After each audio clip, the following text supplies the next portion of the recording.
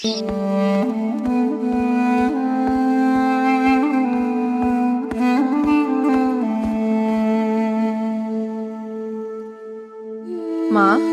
তুমি চিন্তা করো না, আমি আছি।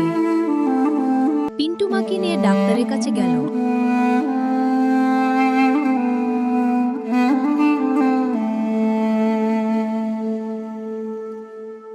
দেখুন, অবস্থা ভালো না, দ্রুত অপারেশন করতে হবে। ডাক্তারবাবু, কত টাকা লাগবে?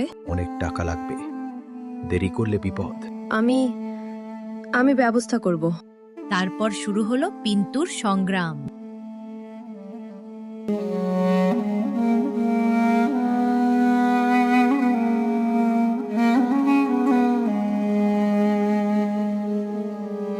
দাদা, আমার জন্য কাজ হবে?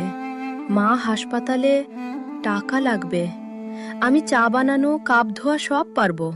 না না, তুই তো শুধু মজা করিস, কাজ পারবি না। আমি পারবো, শুধু একটা সুযোগ দিন।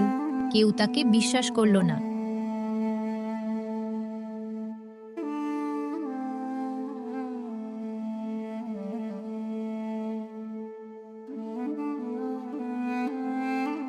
মা, আমি তোমাকে কিছু হতে দেব না, আমি পারবো। বাবা, তুই শুধু ভালো মানুষ হ। পরের দিন পিন্টু গ্রামের সবার সামনে দাঁড়ালো।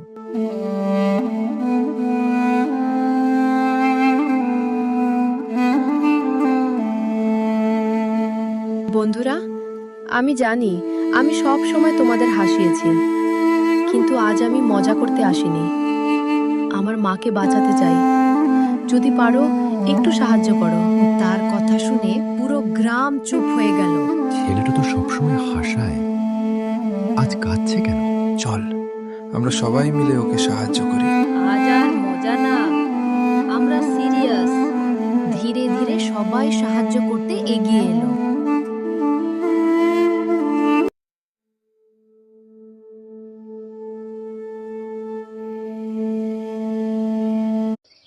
গোপালপুর গ্রামের সবচেয়ে অদ্ভুত কিন্তু সবার প্রিয় ছেলে ছিল পিন্টু। সে সব সময় মানুষকে হাসাত, মজা করত আর নিজের দুঃখ লুকিয়ে রাখত। এ মুরগি, তুই ডিম দিবি না কেন?